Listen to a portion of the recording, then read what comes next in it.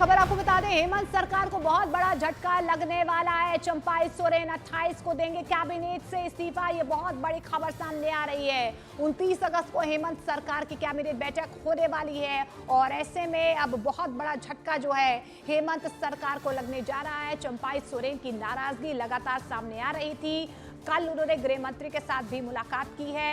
30 तारीख को वो बीजेपी में शामिल हो सकते हैं और ऐसे में इसे बहुत बड़ा झटका जो है हेमंत सरकार के लिए देखा जा रहा है, क्योंकि चंपाई सोरेन 28 को कैबिनेट से इस्तीफा देंगे। 29 अगस्त को हेमंत सरकार की कैबिनेट बैठक भी होने वाली है, लेकिन उससे पहले चंपाई सोरेन इस्तीफा दे देंगे।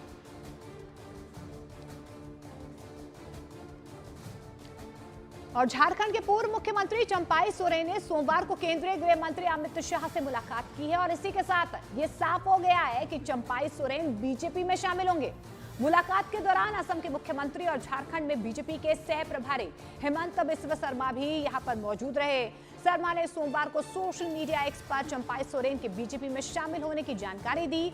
बताया जा रहा है कि 30 अगस्त को चंपाई सोरेन रांची बीजेपी कार्यालय में शिवराज सिंह चौहान और हेमंत बिस्वा शर्मा की मौजूदगी में बीजेपी में शामिल होंगे और सितंबर के दूसरे सप्ताह में कोल्हान रीजन में एक बड़ी रैली का आयोजन होगा, जिसमें गृह मंत्री अमित शाह भी शामिल होंगे।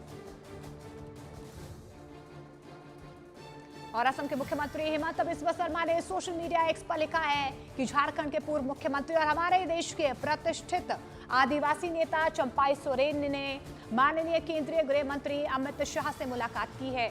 वो 30 अगस्त को रांची में आधिकारिक तौर पर बीजेपी में शामिल होंगे। और झारखंड मुक्ति मोर्चा के मनोज पांडे ने यह कहा है कि जनता भी चंपाई सोरेन का साथ छोड़ देगी। इसका क्या फायदा होगा, नुकसान होगा, लोकतंत्र में वो जनता पर डिपेंड करता है। जनता कितना सड़कों पर बिठाती है। चंपाई दा जब तक हमारी पार्टी में है तब तक उनका एक कद है, उनके कद्रदान है और उनकी एक अलग अहमियत है। कोल्हान में वो प्रासंगिक हैं, लेकिन जैसे ही हमारी पार्टी को छोड़ देंगे तो मुझे लगता है जनता भी उन्हें छोड़ देगी।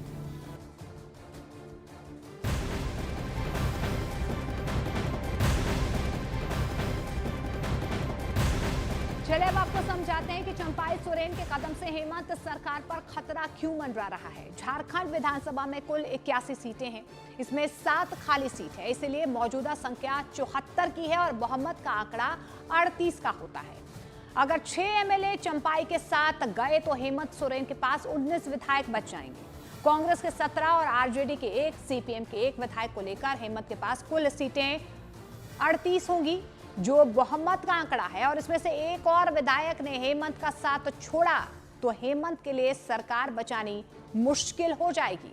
अगर चंपाई एनडीए के साथ गए तो चंपाई के साथ कुल 7 विधायकों को लेकर बीजेपी के 23, ऑल झारखंड स्टूडेंट यूनियन के 3, एनसीपी अजीत पवार गुट के 1 विधायक और 2 निर्दलीय को जोड़कर कुल संख्या 36 हो जाएगी। और ऐसे में भी 2 विधायकों का साथ लेकर विपक्ष के लिए हेमंत सरकार को गिराने की आशंका बन रही है।